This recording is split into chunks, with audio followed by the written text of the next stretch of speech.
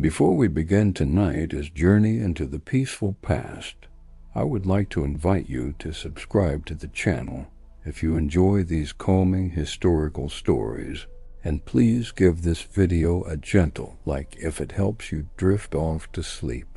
I would also love to hear from you in the comments below. Tell me where you're watching from and what time it is in your corner of the world. There is something wonderfully comforting about knowing we are all settling in for rest together, no matter where we are or what hour finds us seeking peace. Now, let us begin by finding your most comfortable position. Whether you are nestled beneath soft blankets, resting your head on a familiar pillow, or simply allowing your body to sink into the surface that supports you, take this moment to feel the weight of the day leaving your shoulders. Close your eyes if you have not already, and feel how your eyelids grow heavier with each gentle breath. Your muscles are beginning to soften, starting from the top of your head and flowing down like warm honey through your neck, your shoulders, your arms, and down through your entire body. The world outside can wait. This time belongs to you, and you deserve this peaceful rest. Imagine you can feel a gentle evening breeze drifting through an open window, carrying with it the faint scent of lavender and the distant sound of leaves rustling in ancient oak trees. Your breathing is becoming slower and deeper, matching the rhythm of this calm, medieval evening where time moves like honey and worry has no place. Feel how your chest rises and falls with each breath, how your heartbeat settles into a steady, peaceful rhythm that connects you to the tranquil world we are about to explore together. You are safe, you are comfortable, and you are ready to drift into the gentle embrace of history as quieter moments. Our story begins in the year 1247 in the rolling green countryside of medieval England, where morning mist clings to stone walls and the air carries the sweet scent of hay and wild roses. The sun rises slowly over a modest manor house, its wooden shutters still closed against the early dawn, while smoke curls lazily from the stone chimney into the pale sky. In the distance, church bells mark the passing of time with their deep, resonant tones that seem to echo from another world entirely. This is where young William de Montfort begins his journey toward knighthood, though he does not yet know that this particular morning will be unlike any other in his 7-year life. William stirs beneath his woollen blanket as the first light filters through the small window of his family, his modest chamber. His father, Sir Edmund de Montfort, is already awake, sitting by the dying embers of the hearth, polishing his sword with the same methodical care he has shown every morning for the past 20 years. The blade catches the firelight, casting dancing shadows on the stone walls, while the gentle scraping of the whetstone creates a rhythmic, almost hypnotic sound that has lulled William to sleep countless times before. Today, however, that familiar sound marks the beginning of something far more significant than a simple morning routine. The manor house itself tells the story of generations of de Montforts who have called this place home. Stone walls thick enough to withstand harsh winters hold within them the echo of countless conversations, the whispered prayers of evening devotions, and the gentle laughter of children who have grown to become knights themselves. Tapestries woven by William's grandmother hang from the walls, depicting scenes of valor and honor that seem almost dreamlike in the soft morning light. The wooden floors, worn smooth by decades of footsteps, creak gently as William's mother, Lady Margaret, moves about the chamber, preparing for what she knows will be a day of both celebration and farewell. At 7 years old, William possesses the kind of curiosity that makes even the most mundane activities seem like grand adventures. He has spent countless hours in the courtyard, watching his father train with sword and shield, mimicking the movements with a stick he has carefully carved to resemble a proper blade. His small fingers have traced the intricate patterns on his father's armor, memorizing every detail while listening to stories of battles fought and honor defended.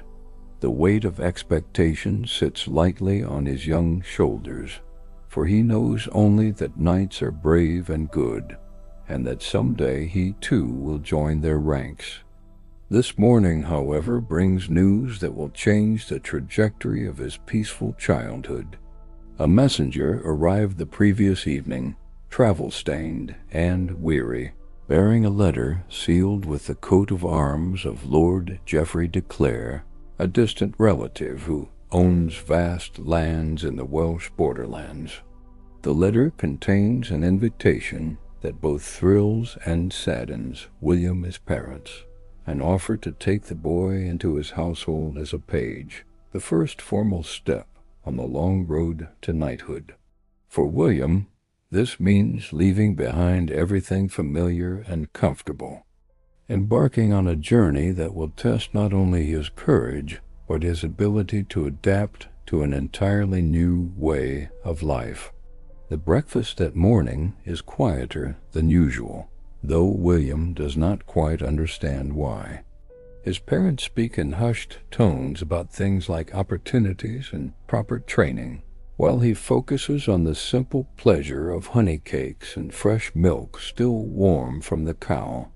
The kitchen, with its great stone hearth and bundles of herbs hanging from the rafters, seems especially cozy this morning, as if the very walls are trying to hold on to this moment of family togetherness for as long as possible. The cook, Martha, who has been with the family since before William was born, keeps glancing at him with unusually moist eyes, though she smiles whenever she catches him looking. Outside, the morning progresses with the usual rhythms of manor life. Servants tend to the animals in the courtyard, their voices mixing with the sounds of chickens and the gentle lowing of cattle. The blacksmith's hammer rings against his anvil, creating a steady percussion that seems to keep time with the heartbeat of the household. Gardens stretch beyond the courtyard walls, where vegetables grow in neat rows and fruit trees provide shade for the small chapel, where the family gathers each evening for prayers. All of this represents the world William has known, a world of predictable routines and familiar faces that will soon become memories to treasure during the longer, more challenging days ahead. As the morning sun climbs higher, casting longer shadows across the cobblestones, William's father finally calls him aside for a conversation that will mark the official beginning of his knightly education. They walk together to the small solar, a private chamber where the family conducts important business, its walls lined with books and scrolls that represent knowledge passed down through generations.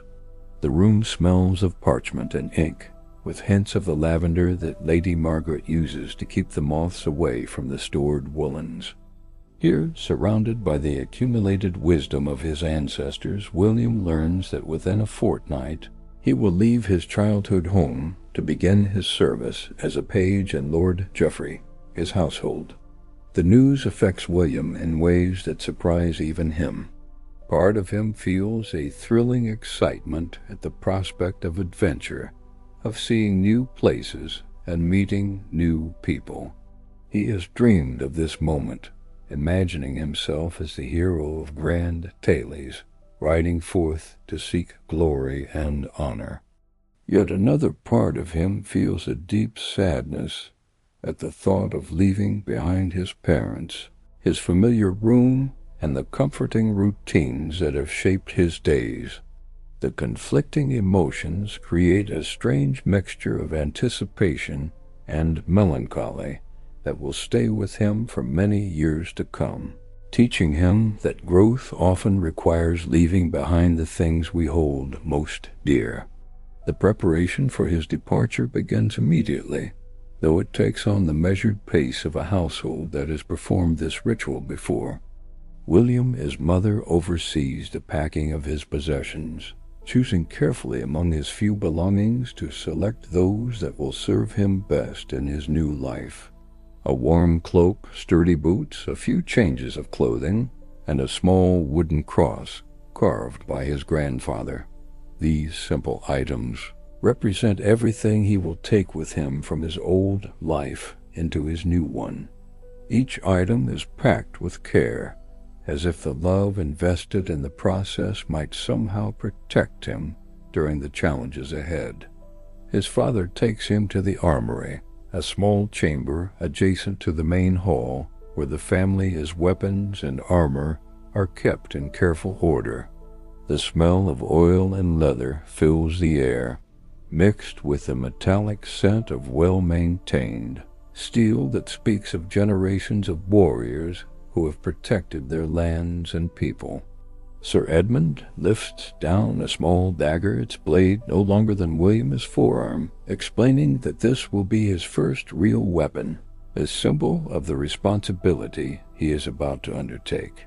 The weight of it in William, his small hands, feels both thrilling and sobering, a tangible reminder that the games of childhood are about to give way to something far more serious and demanding. The days leading up to his departure pass with dreamlike quality, each moment seeming both precious and fleeting. William finds himself paying attention to details he has always taken for granted.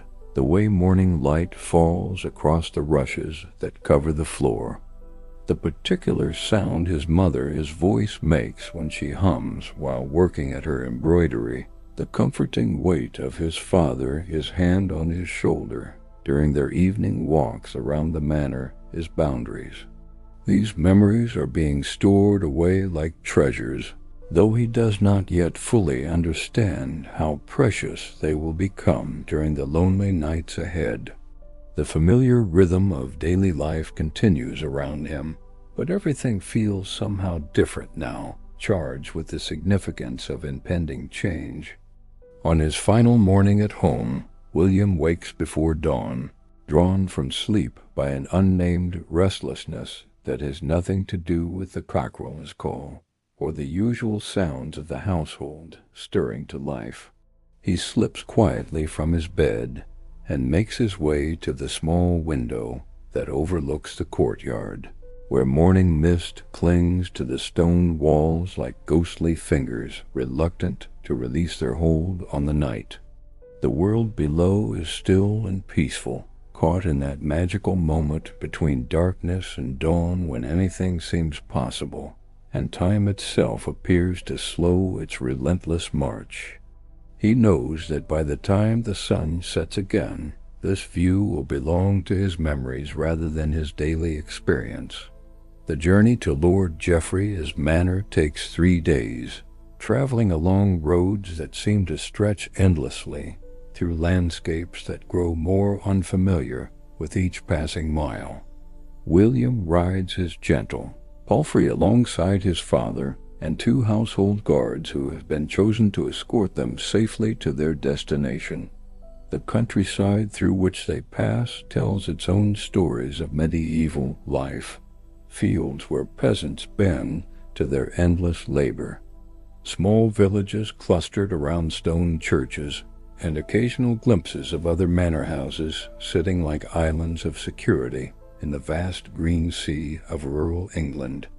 Each night they stop at inns or monasteries, where William experiences for the first time the particular exhaustion that comes from a day spent in the saddle, his muscles aching in ways they never have before. The conversations during these evening stops give William his first real glimpse into the world he is about to enter. His father speaks with other travelers about matters of politics and warfare, using terms and referring to people that William does not recognize.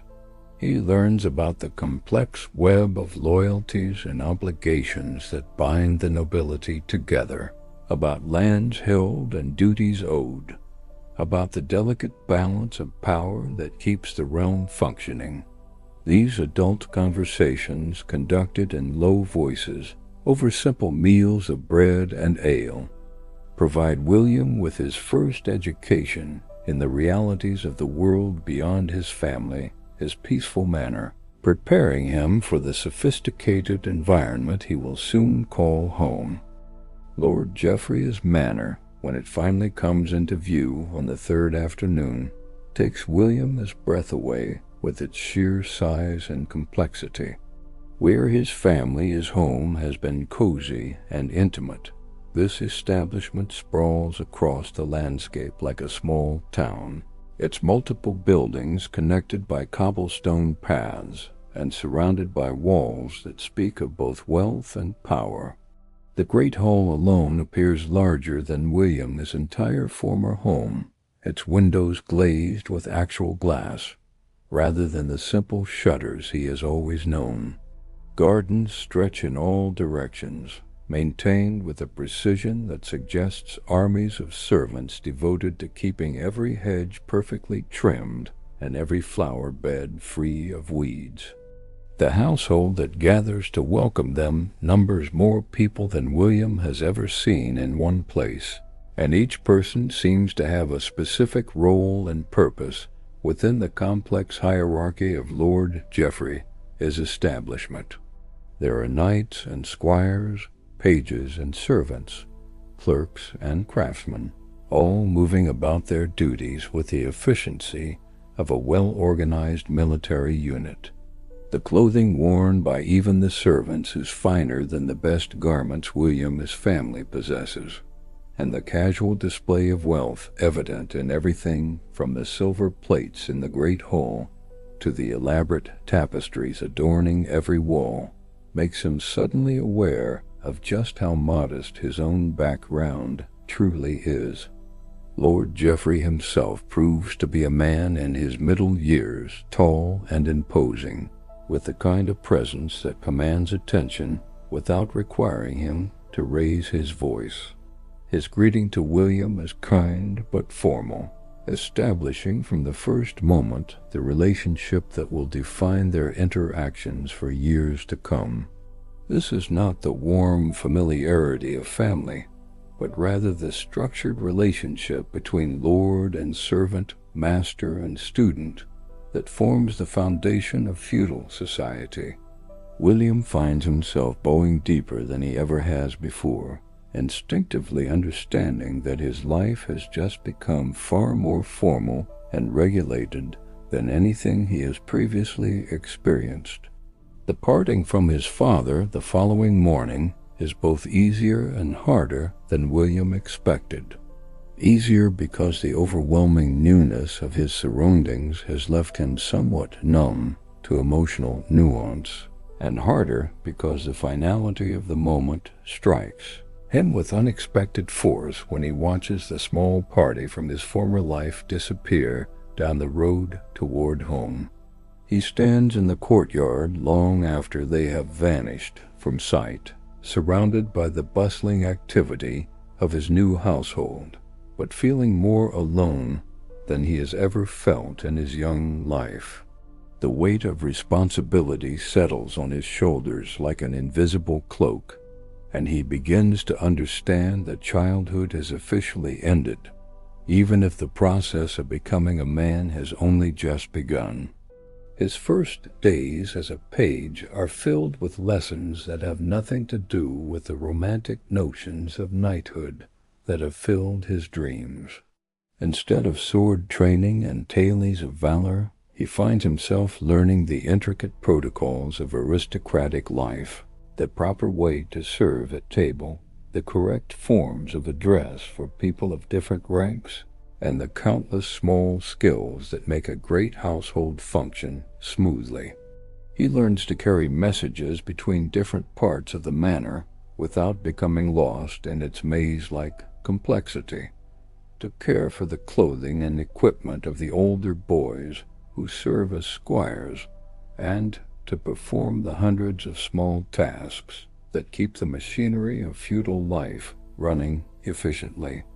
The other pages in Lord Geoffrey's household come from similar backgrounds, younger sons of minor nobility who have been sent away from home to learn the skills they will need to advance in the world. Some have been there for several years and take a certain pride in instructing the newcomers in the subtle rules and expectations that govern their daily lives.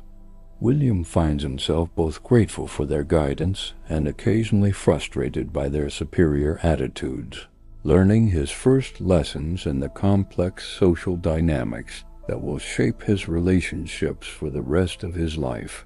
The dormitory where the pages sleep is a long, narrow room with simple beds and few personal possessions, a stark contrast to the private chamber he enjoyed at home. The daily routine begins before dawn with prayers in the manor his chapel, a beautiful stone building whose stained glass windows cast colored light across the assembled household as they perform their morning devotions. The Latin phrases, unfamiliar to William's ears, create a rhythmic chanting that seems to connect this moment to countless others like it throughout the Christian world. After prayers comes breakfast in the great hall, where the pages serve the knights and guests while learning to navigate the complex etiquette that governs every aspect of aristocratic dining. The simple act of carrying a pitcher of ale from the kitchens to the high table becomes a lesson in grace, timing, and social awareness that will serve William well in the years ahead. The morning hours are typically devoted to education in letters and numbers, skills that many pages find tedious, but which William discovers he enjoys.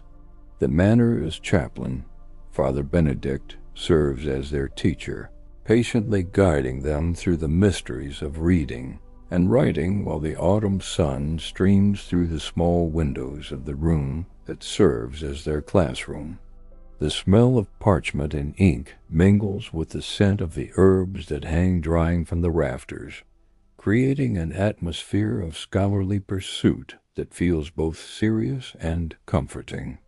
William finds that learning to form letters with a quill pen requires the same kind of precise control that he will later need to wield a sword effectively, and he begins to understand that knighthood requires mastery of the mind as well as the body.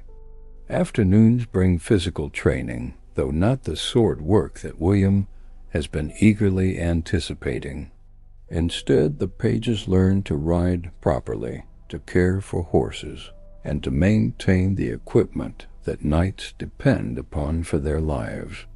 The stables become a second home, filled with the warm sense of hay and leather, the gentle sounds of horses moving in their stalls, and the quiet conversations of the stable hands who patiently teach the boys the countless skills involved in horsemanship. William learns that a knight's relationship with his horse is one of mutual dependence and trust, that the animal's well-being is just as important as his own, and that the bond between rider and mount often means the difference between life and death in battle. The weapons training he has dreamed of comes gradually, beginning with wooden swords that feel clumsy and unfamiliar in his hands after months of wielding nothing heavier than a serving pitcher. The master-at-arms, Sir Marcus, is a grizzled veteran whose scars tell stories of battles fought and survived, and whose patience with the awkward movements of beginning students seems inexhaustible. Under his guidance, William learns that swordplay is not the dramatic, sweeping combat of the stories he has heard, but rather a precise discipline that requires years of practice to master. Each movement must be practiced until it becomes instinctive, each position held until the muscles remember it without conscious thought, each combination of attacks and defenses repeated until they flow together like a deadly dance. Evening brings different lessons, as the pages serve at the high table during the manor as elaborate dinners. These meals are social events as much as they are nourishment, opportunities for Lord Geoffrey to conduct business, receive guests, and maintain the complex web of relationships that define his position in the feudal hierarchy. William learns to move silently between the tables, to anticipate the needs of the diners, and to remain invisible while absorbing the conversations that swirl around him. The political discussions, the news from other parts of the realm, and the casual gossip about other noble families provide him with an education in the realities of power that cannot be found in any book. The months pass with the slow rhythm of seasonal change, each day bringing small improvements in skill and understanding that gradually accumulate into genuine competence. William grows taller and stronger, his hands develop the calluses that mark a life spent in training, and his movements acquire the unconscious grace that comes from countless hours of practice. The homesickness that plagued his early weeks gradually fades, replaced by a growing sense of belonging in this complex, demanding environment. He begins to understand that becoming a knight is not a destination, but rather a process of continuous growth and learning that will continue for the rest of his life. Winter brings its own challenges and rewards, as the manor turns inward to focus on the skills and knowledge that can be developed during the long, dark months when outdoor training becomes difficult. The pages spend more time in the scriptorium, learning to copy manuscripts and developing the literacy that will serve them well when they must manage their own lands someday. They study the lives of saints and heroes, memorizing the stories that provide moral guidance and inspiration for the chivalric ideal they are striving to embody. The great hall becomes a classroom where older knights share their experiences, telling stories of campaigns and battles that bring the theoretical aspects of warfare to vivid life. The flames in the great hall as massive hearth cast dancing shadows on the stone walls as William and his fellow pages gather for their evening lessons, their faces illuminated by the warm glow that seems to hold the winter darkness at bay. Outside, snow falls steadily, muffling the usual sounds of the manor and creating a sense of intimate enclosure that makes the hall feel like a sanctuary from the harsh world beyond. The older knights take turns sharing their knowledge, speaking in low, measured voices about the principles of honor, loyalty, and courage that form the foundation of chivalric life.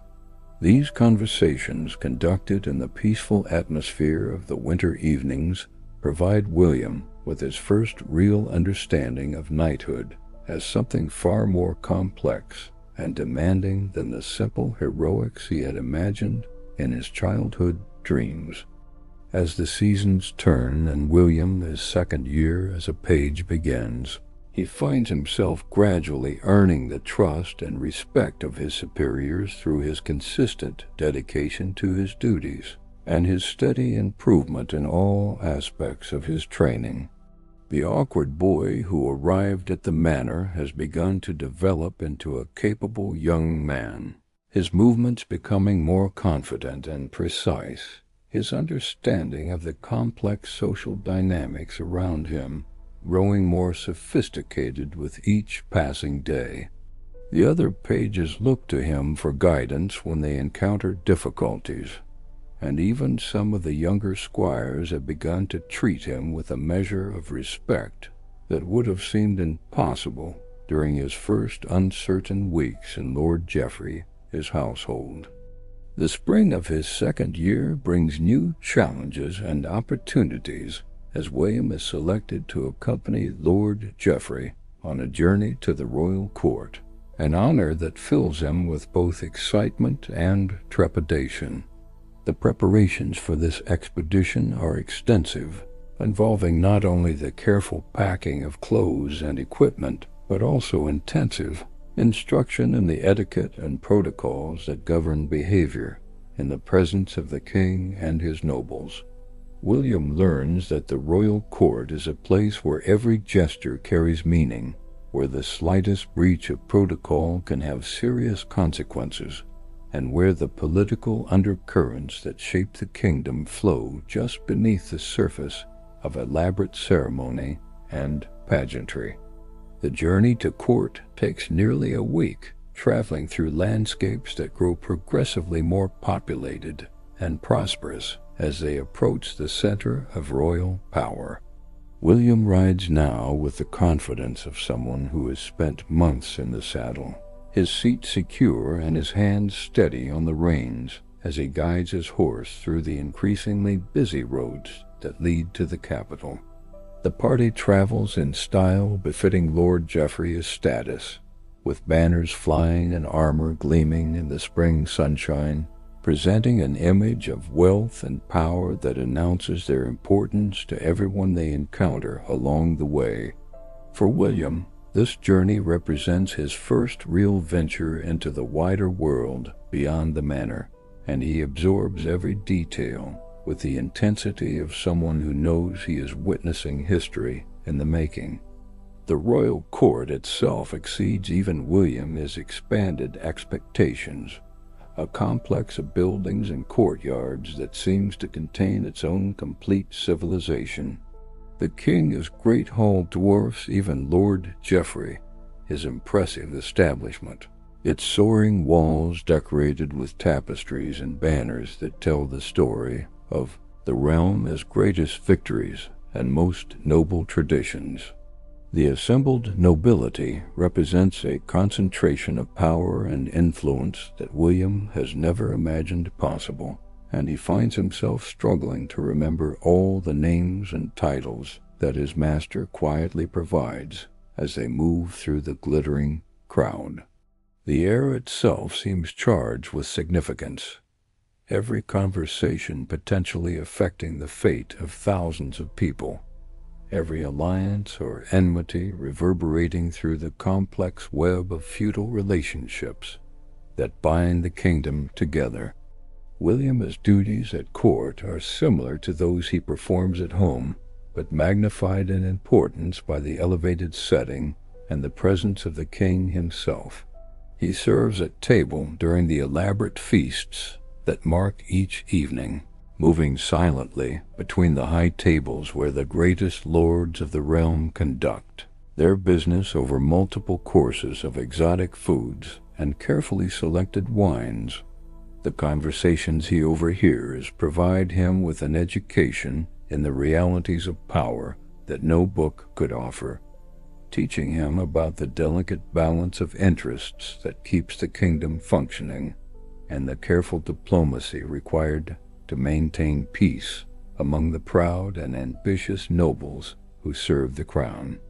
The tournament held during their stay at court gives William his first glimpse of the martial spectacle that represents the pinnacle of knightly achievement. The lists are set up in a great field outside the palace walls, with colorful pavilions housing the participating knights and their retinues, creating a temporary city devoted entirely to the celebration of chivalric prowess. The sound of trumpets announcing each bout mingles with the cheers of the assembled crowd, while the thunder of hoofbeats and the crash of lance on shield create a dramatic soundtrack that seems to echo the very heartbeat of medieval civilization. William watches with fascination as knights he has heard about in stories demonstrate their skills in single combat, their movements displaying the grace and power that represent years of dedicated training and natural talent. Between the formal events of the tournament, William observes the complex social rituals that surround these gatherings, learning about the elaborate courtesies that govern interactions between knights and their ladies, The careful protocols that determine precedence and honor, and the subtle negotiations that often determine the outcome of disputes without resort to actual combat. He begins to understand that tournaments are not merely displays of martial skill, but also important social events where marriages are arranged, alliances are formed, and the intricate web of feudal relationships is continuously rewoven through a combination of ceremony, negotiation, and carefully managed competition. The return journey to Lord Geoffrey, his manor, gives William time to reflect on everything he has experienced during his first exposure to the wider world of medieval nobility. The conversations with his fellow pages and squires during the long days on the road help him process the overwhelming array of new information and experiences, while the familiar rhythm of travel allows his mind to settle into a contemplative state that makes deeper understanding possible. He realizes that his education has reached a new level, that he has moved beyond the simple memorization of facts and procedures to develop a genuine appreciation for the complexity and sophistication of the world he is preparing to enter as a full participant. His third year as a page brings increasing responsibilities and more advanced training as he approaches the age when he will become a squire. The weapons practice that once seemed impossibly difficult has become second nature, his movements with sword and shield flowing with the unconscious grace that marks a true warrior in the making. His horsemanship has developed to the point where he can control his mount with subtle shifts of weight and pressure, leaving his hands free to wield weapons effectively while maintaining perfect balance in the saddle. The academic lessons continue as well, with increased emphasis on the mathematical skills needed to manage estates, the legal knowledge required to understand feudal obligations, and the diplomatic arts that will serve him well when he must negotiate on behalf of his future lord. The ceremony that marks his elevation to squire takes place on the feast day of St. George, in the presence of Lord Geoffrey's entire household and several visiting nobles who have come to witness the formal recognition of his progress. The ritual itself is ancient and solemn, beginning with a night of prayer and fasting in the manor's chapel, where William kneels before the altar in contemplation of the vows he is about to take. The candlelight flickers across the stone walls, covered with the carved effigies of knights who have gone before him, their silent presence serving as both inspiration and reminder of the standards he must strive to meet. The scent of incense mingles with the smell of old stone and burning wax, creating an atmosphere of sacred purpose that makes the approaching ceremony feel like a true rite of passage. The actual investor takes place in the great hall, transformed for the occasion with banners and flowers that celebrate both the solemnity and joy of the moment. William kneels before Lord Geoffrey, who formally accepts him as a squire and presents him with the symbols of his new status: a sword of his own, a set of mail that has been carefully fitted to his growing frame, and a surcoat bearing the declare arms that marks him as a member of the household, his military establishment. The weight of the mail feels both familiar and strange, heavier than the practice armor he has worn during training, but somehow more comfortable because it represents his true entry into the world of knighthood, rather than merely preparation for it. His duties as a squire are more demanding and varied than those he performed as a page, requiring him to serve as both servant and companion to one of Lord Geoffrey, his household knights. Sir Robert de Ashby, the knight assigned as his master, is a man in his 30s who has seen service in several campaigns, and whose Experience provides William with practical knowledge that supplements the theoretical education he has received. The relationship between squire and knight is more intimate than that between page and lord, involving not only the care of weapons and armor, but also the kind of personal service that creates bonds of mutual dependence and trust. William learns to read Sir Robert's moods and preferences, to anticipate his needs in both peace and war, and to serve as a confidant and advisor, as well as a servant. The training regimen intensifies significantly as William assumes his new responsibilities, with daily weapons practice becoming more realistic and demanding. He learns to fight with a variety of weapons, from the knightly sword and lance to the more practical dagger and mace that might save his life in close combat. The wooden practice weapons of his page years give way to blunted steel that carries real weight and requires genuine skill to wield effectively. His opponents in the training yard are no longer fellow students but experienced warriors who test his abilities with the kind of aggressive competence that will prepare him for the realities of actual combat. The bruises and minor injuries that result from these sessions are worn as badges of honor, evidence of his progression toward true martial competence. The administrative aspects of his education expand as well, as William learns to manage the complex logistics that support a knight's military service. He studies the art of organizing supplies for campaigns, the skills needed to maintain equipment in the field, and the diplomatic techniques required to negotiate with merchants, local officials, and other members of the military community.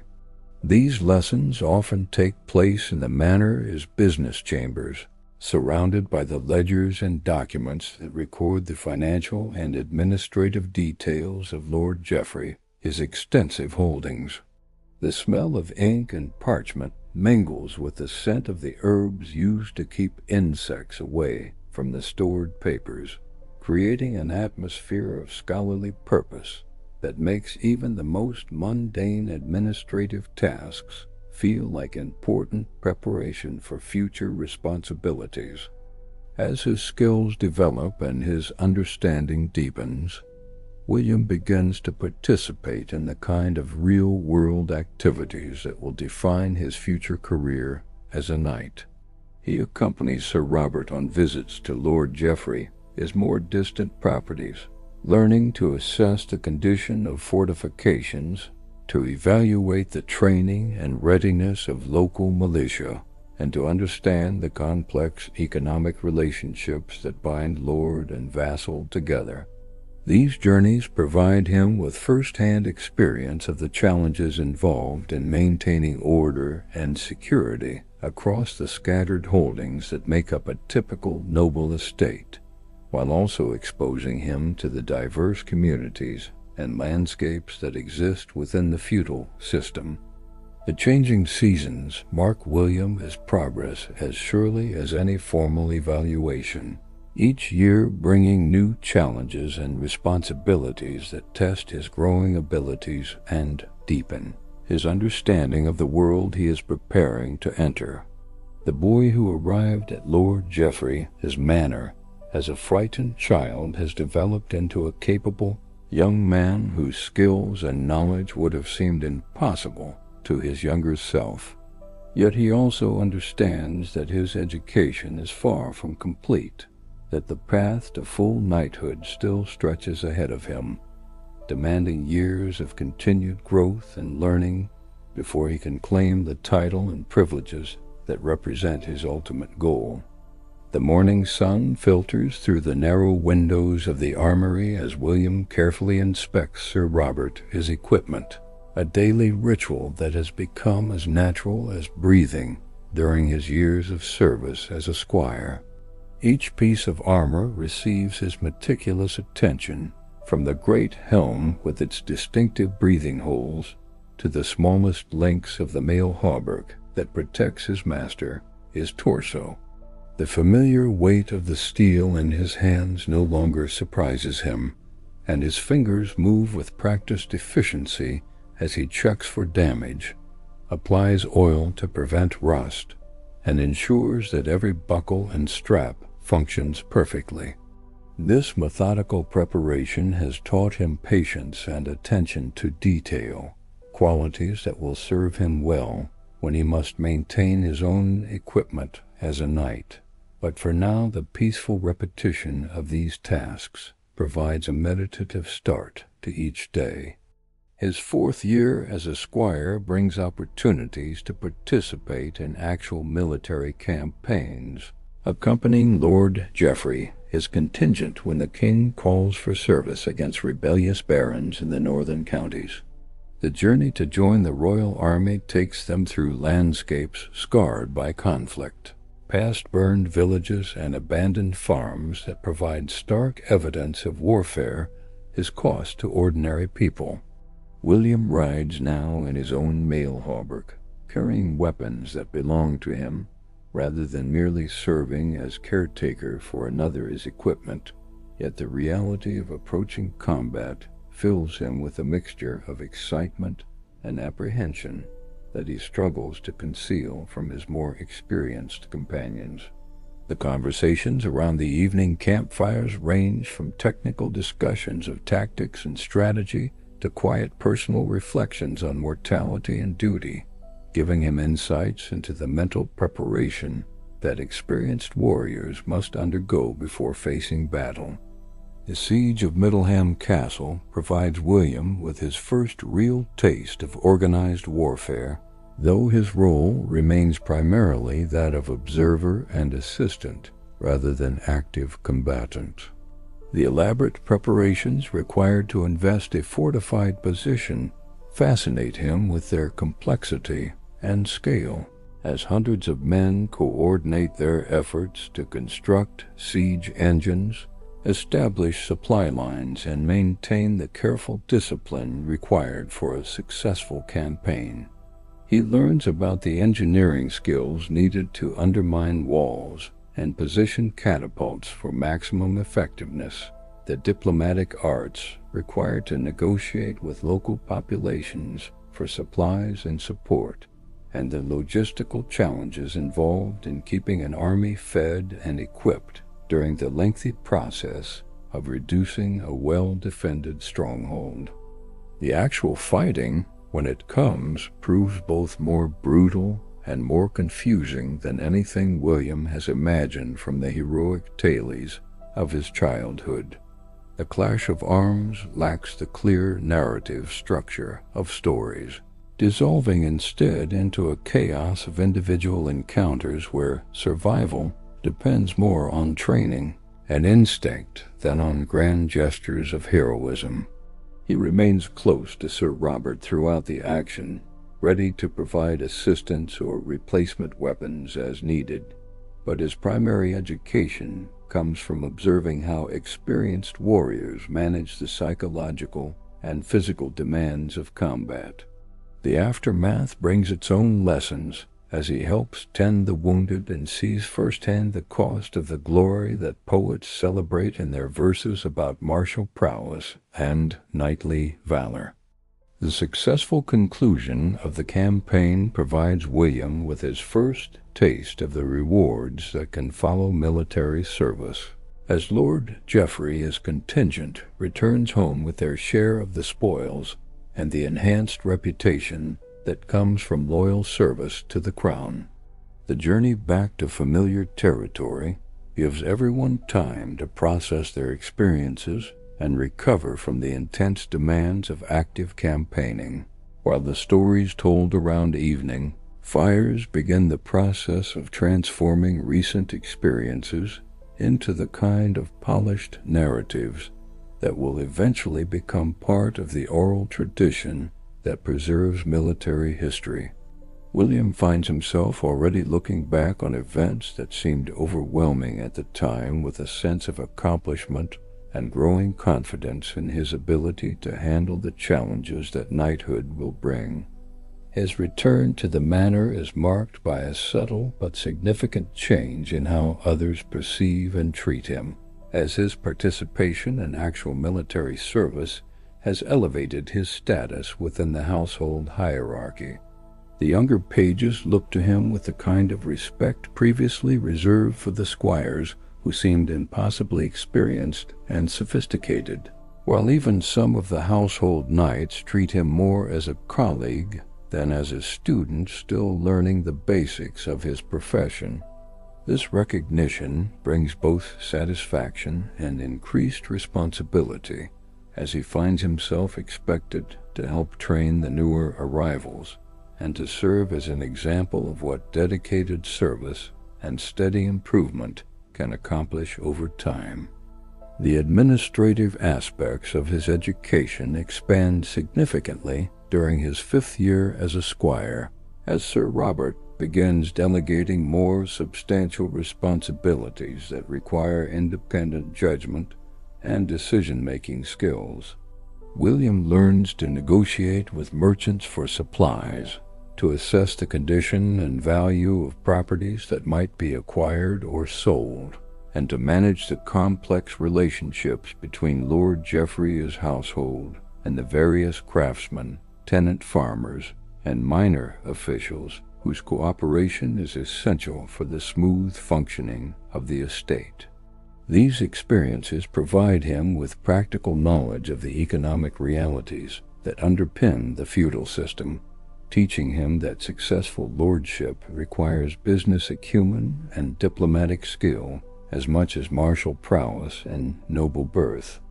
The seasonal rhythm of training continues throughout these years, with summer campaigns and tournaments providing opportunities to test skills developed during the quieter months of winter study and preparation. William's competence with weapons has developed to the point where he can hold his own against experienced fighters, though he still lacks the effortless mastery that marks true champions of the tournament circuit. His horsemanship has reached a level where horse and rider function as a single unit, responding to threats and opportunities with the kind of instantaneous coordination that can mean the difference between victory and defeat in mounted combat. The countless hours spent in practice yards and training fields have built both physical capability and the mental discipline required to maintain focus and effectiveness under the stress of actual fighting. The great tournament held at Westminster during his 6th year as a squire provides William with his most significant test yet, as he is permitted to participate in some of the less prestigious events rather than merely serving his master from the sidelines. The experience of facing opponents who know nothing of his capabilities and care nothing for his potential proves both humbling and educational, teaching him that competence developed in familiar surroundings must be adapted to function effectively in the wider world, where reputations are made and lost on individual performance. His showing is respectable rather than spectacular, earning him recognition as a promising young warrior without the kind of dramatic success that launches careers and creates legends. The evening gatherings that follow each day as competition provide William with opportunities to interact with knights and squires from across the kingdom, expanding his understanding of the diversity within the chivalric community and the different approaches to training and service that characterize various regional traditions. He learns that the skills emphasized at Lord Geoffrey's manor represent only one path among many toward knightly competence, and that successful warriors have emerged from backgrounds and training regimens that differ significantly from his own experience. These conversations, conducted in the relaxed atmosphere of evening meals and informal gatherings, provide him with a broader perspective on his chosen profession and a deeper appreciation for the complexity of the world he is preparing to enter. As his 17th birthday approaches, William begins to sense the subtle changes in atmosphere that suggest his elevation to knighthood is being seriously considered by Lord Geoffrey and his senior advisors. The conversations between his superiors take on a different quality when he enters rooms, suggesting that his future is a subject of ongoing discussion and planning. Sir Robert begins to speak more frequently about the responsibilities that will come with independent command, while Lord Geoffrey himself takes a more personal interest in William, his progress, and development. These signs, while never explicitly confirmed, create an atmosphere of anticipation that makes each day feel like preparation for a transformation that could come at any moment. The Feast of Pentecost in William, his 18th year, brings the formal announcement that he has been selected for elevation to knighthood, a moment that represents the culmination of more than a decade of preparation and service. The news comes during the evening meal in the Great Hall, delivered by Lord Geoffrey in the form of a brief but formal statement that acknowledges William's faithful service and declares his readiness to assume the full responsibilities of knighthood. The reaction of the household is immediate and warm, with applause and congratulations from fellow squires, knights, and servants who have watched his progression from nervous boy to capable young man over the course of many years. The preparation for his dubbing ceremony begins immediately, following traditions that stretch back generations and connect his personal achievement to the broader history of chivalric service. William spends the night before the ceremony in prayer and fasting, kneeling in the Manor's chapel while contemplating the vows he will take and the obligations he will assume. The familiar stone walls seem to hold the presence of all the knights who had taken similar vows in this place, their silent witness providing both comfort and challenge as he prepares to join their ranks. The candlelight flickers across the carved effigies and painted saints that decorate the chapel, creating an atmosphere of sacred purpose that transforms what might otherwise be merely a social ceremony into a genuine spiritual experience. The dawn of his knighting brings weather that seems designed for the occasion, with clear skies and gentle breezes that make the outdoor portions of the ceremony pleasant for all participants. William bathes with care, symbolic of the purification required before assuming his new role, then dresses in the finest clothing he has ever worn, garments that have been specially prepared for this occasion and which mark him as someone worthy of the honor he is about to receive. The mail hauberk that he dons is his own, earned through years of faithful service, while the sword that will soon be blessed and girded to his side represents not just a weapon, but a symbol of the authority and responsibility he is about to assume. The ceremony itself takes place in the Great Hall, transformed for the occasion with banners and flowers that celebrate both the solemnity and joy of the moment. William kneels before Lord Geoffrey, surrounded by the assembled household and several visiting nobles who have come to witness his elevation, while the chaplain delivers the blessing that sanctifies his weapons and confirms his dedication to the service of God and his Lord. The actual dubbing is performed with the flat of Lord Geoffrey, his own sword, the gentle tap on his shoulder, representing the last blow he will receive without returning it, according to ancient tradition. The words spoken during the ceremony are brief but weighted with significance, formally acknowledging his new status and the expectations that come with it. The celebration that follows extends throughout the day and into the evening, with feasting and entertainment that involves the entire Manor community in recognizing William's achievement. The newly made knight finds himself the center of attention in a way that feels both gratifying and slightly overwhelming, as people who have known him since childhood treat him with a new level of respect and formality. The gifts presented to mark the occasion include practical items like additional weapons and equipment, but also symbolic tokens that acknowledge his new status and the hopes invested in his future service.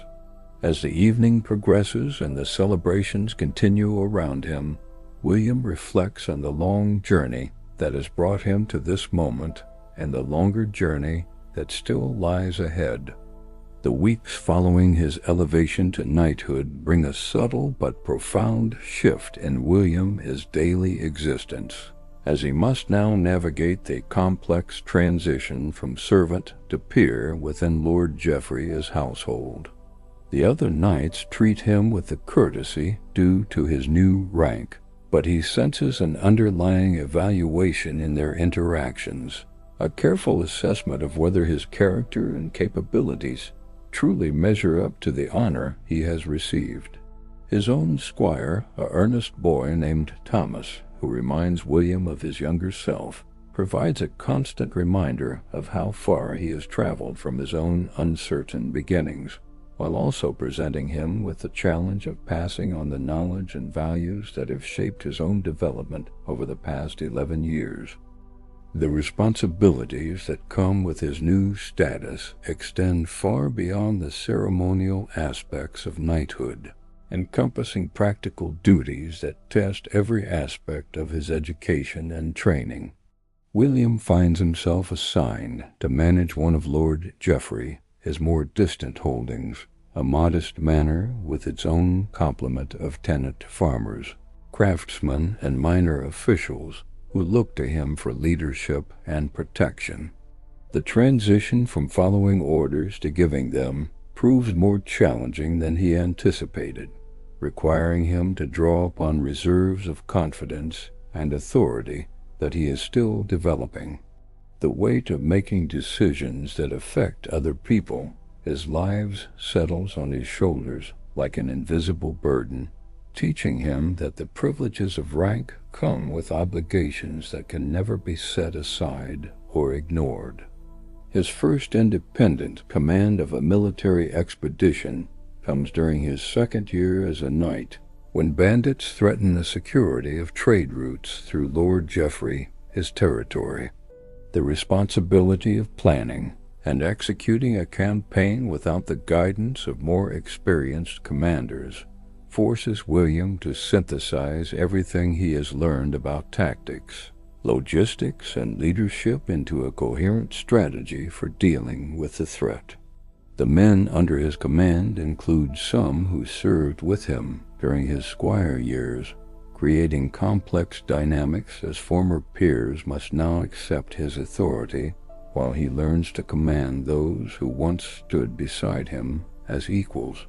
The successful completion of this mission, with the bandits captured and the trade routes secured, provides him with his first taste of the satisfaction that comes from independent achievement and the respect of those who serve under his leadership.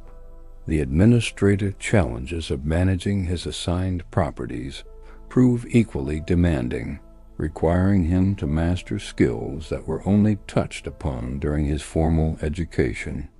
William learns to balance the competing interests of different groups within his jurisdiction, mediating disputes between merchants and craftsmen, ensuring that tenant farmers meet their obligations while protecting them from excessive demands, and maintaining the delicate equilibrium that keeps rural communities functioning smoothly. The manor house that serves as his headquarters becomes a center of activity where people come seeking justice, requesting assistance, or simply fulfilling the routine obligations that bind the feudal community together. These daily interactions provide him with intimate knowledge of the lives and concerns of ordinary people, grounding his understanding of knighthood in the practical realities of service to those who depend upon his protection and leadership.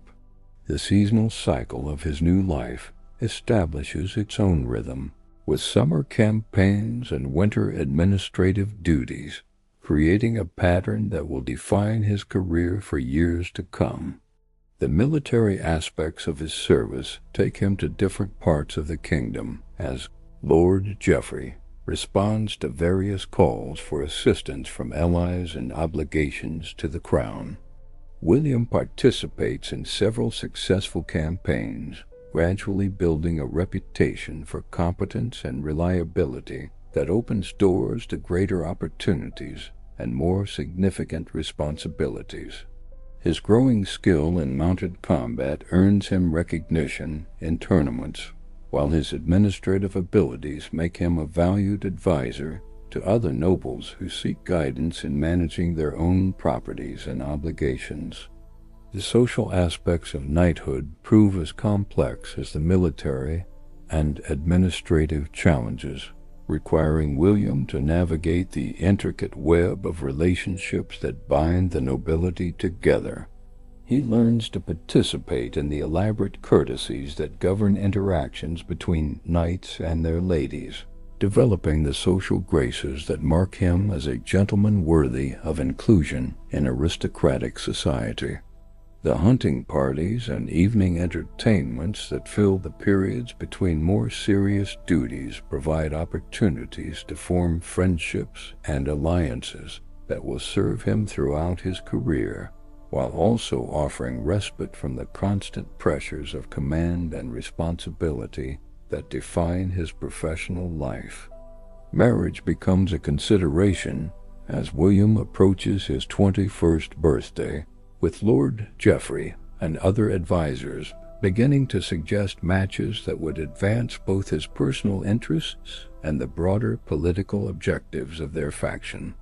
The negotiations surrounding these potential alliances teach William about the economic and strategic calculations that underlie aristocratic marriages, while also forcing him to consider what kind of partnership he wants in his personal life. The young women presented as possible brides come from similar backgrounds to his own, daughters of minor nobility who understand the expectations and obligations that define their social class, yet each possesses individual qualities and preferences that make the choice of a life partner both crucial and deeply personal. The tournament circuit provides William with opportunities to display his skills before broader audiences, building the kind of reputation that can lead to advancement and greater opportunities for service. His performance in these competitions improves steadily as his experience grows, earning him recognition as a capable fighter without achieving the kind of spectacular success that creates legendary reputations. The friendships formed with other knights from across the kingdom expand his understanding of different approaches to chivalric service, while the evening gatherings that accompany these events provide informal education in the political and social currents that shape the realm his development. These experiences help him understand his place within the larger community of knights, while also identifying opportunities for future advancement and service. The death of his father during his 5th year as a knight brings William face to face with his own mortality and the cyclical nature of generational change that defines feudal society. The journey home for the funeral provides his first return to his childhood manor in more than 15 years, where he finds familiar places changed by time and his own transformed perspective. The small estate that once seemed like the entire world now appears modest and provincial compared to the larger establishments where he has learned to function. Yet the emotional connections forged during his early years remain strong enough to move him deeply. His mother, now a widow approaching old age, treats him with a mixture of pride and sadness that reflects both his achievements and the distance that success has created between them. The inheritance of his family's modest holdings adds new complexity to William's obligations, as he must now balance his service to Lord Geoffrey with the direct responsibilities of lordship over his ancestral lands. The manor requires his attention and investment to maintain its productivity and security, while the tenants and servants who have served his family for generations look to him for the kind of personal leadership that his father provided. The integration of these new responsibilities with his existing duties requires careful planning and negotiation, as William works to fulfill his obligations to multiple constituencies without compromising his effectiveness in any of his roles. The maturity that comes with approaching 30 brings William a deeper understanding of the complexities and contradictions inherent in the chivalric ideal he has spent his life pursuing. He has seen enough of warfare to understand its costs as well as its glories, enough of politics to recognize the gap between public rhetoric and private motivations, and enough of human nature to appreciate both the nobility and frailty that characterize even the most honored individuals. This wisdom, earned through years of experience and reflection, enables him to serve more effectively while maintaining realistic expectations about what can be accomplished through individual effort and good intentions. The training of his own squires provides William with opportunities to pass on the knowledge and values that have shaped his development, creating a new generation of young men who will carry forward the traditions of chivalric service. The relationship with these students forces him to articulate principles that he has previously understood only intuitively, while their questions and challenges help him refine his own understanding of what knighthood means in practical terms.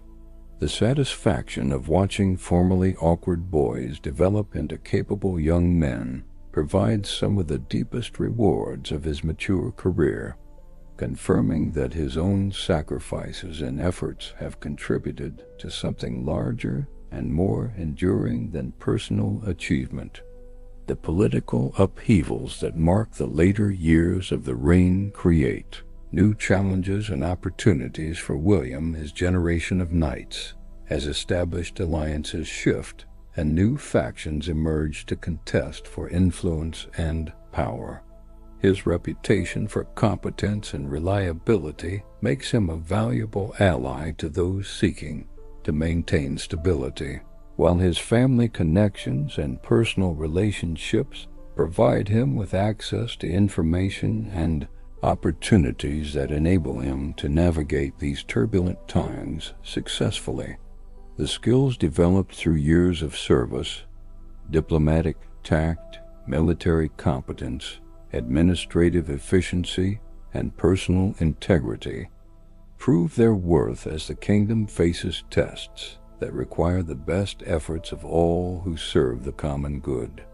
The peaceful evening that finds William, now 35 years old, sitting by the fire in his own great hall, provides an opportunity for reflection on the journey that has brought him from the frightened 7-year-old who left his parents' manor to the mature knight who now bears responsibility for the welfare of hundreds of people. The tapestries on his walls tell stories of the campaigns he has fought, the administrative achievements he has accomplished, and the family traditions he has maintained and extended. The young squires who serve at his table represent the future of chivalric service, while the older knights who visit his hall embody the accumulated wisdom of their generation, his experience. The continuity represented by these relationships provides a sense of purpose and meaning that transcends individual achievement, connecting his personal story to the larger narrative of service and sacrifice that defines the knightly ideal. As the fire burns low and the household settles into the quiet rhythms of evening, William reflects on the profound transformation that education, experience, and the passage of time have worked upon the eager boy who once dreamed of glory and adventure.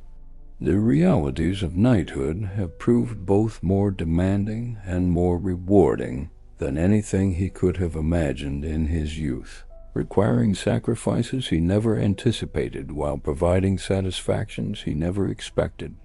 The path from page to knight has been long and often difficult, marked by moments of triumph and periods of discouragement, but it has ultimately led to the kind of life that provides meaning through service to others and connection to values that transcend individual existence. The gentle sounds of the manor settling into sleep, the soft conversations of servants completing their final duties, the distant sound of horses moving in their stalls, the whisper of wind through the trees that surround his hall, create a peaceful soundtrack that speaks of security, continuity, and the enduring power of tradition to provide structure and meaning in an uncertain world. William's own breathing grows deeper and more regular as fatigue from the day's responsibilities begins to claim him, his mind drifting toward the rest that will prepare him for tomorrow, his challenges and opportunities. The transformation from boy to man, from student to master, from follower to leader, is complete, yet the story continues, as it always has and always will, through the lives of those who choose to serve something greater than themselves. In the quiet darkness of the medieval night, with stars visible through windows that no longer seem strange or foreign, William de Montfort sleeps, the deep sleep of someone who has found his place in the world and fulfilled the promise of his youth through dedication, perseverance, and the grace that comes to those who serve with honor. The boy who once wondered what it would be like to become a knight has discovered that the answer lies not in any single moment of recognition or achievement, but in the daily choice to live according to principles that elevate both the individual and the community, creating meaning that endures long after personal glory fades into the gentle embrace of history, his peaceful memories.